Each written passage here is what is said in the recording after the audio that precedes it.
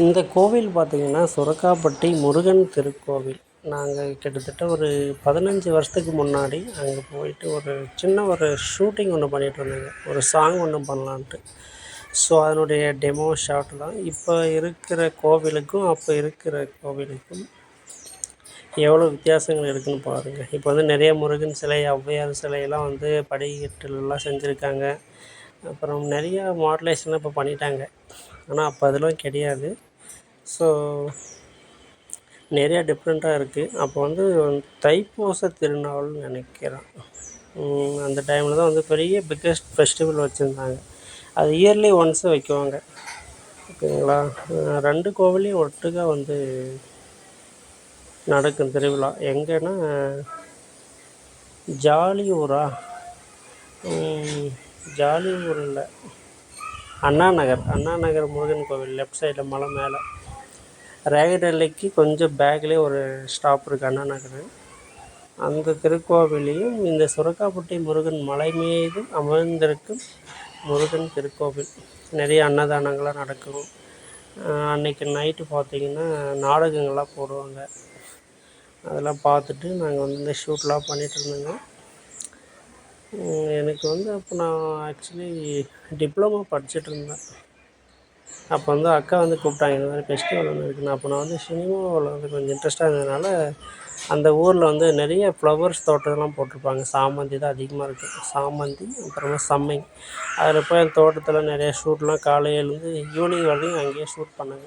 ஈவினிங்கு மேலே தான் ஒரு 6 o'clock தான் நாங்கள் இந்த கோவிலுக்கு வந்தோங்க.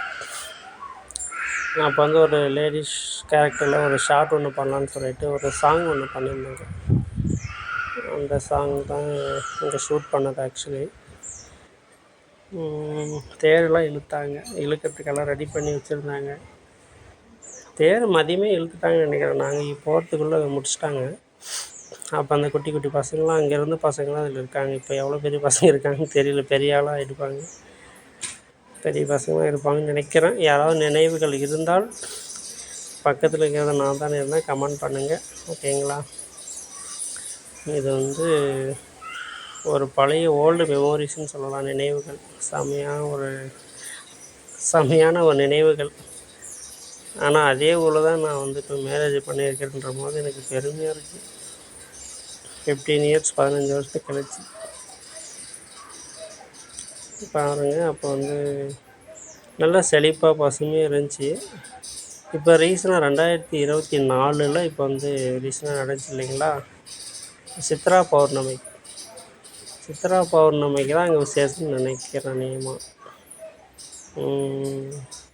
இந்த வருஷமும் போயிட்டு இருந்தேங்க. ஏன்னா இந்த வருஷம் போகும்போது பயங்கர டிஃப்ரெண்ட்டாக இருந்துச்சு கோவிலே.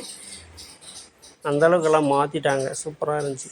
படிக்கட்டெலாம் வந்து முருகன் சிலை, ஔவையாருக்கு வந்து கனி கொடுக்குற மாதிரி நிறைய எல்லா சிலையெல்லாம் வச்சுருந்தாங்க. Biggest festival yearly once. Lord Muruga is powerful god. Is a temple is a very powerful god. This is yearly once for festivals. This is continue coming this years. So எல்லோரும் வாங்க. இதில் யாராவது முகங்கள் தெரிஞ்சிருந்தால் கமெண்ட்ஸ் பண்ணுங்கள். ஓகேங்களா. நல்லாயிருக்கும்.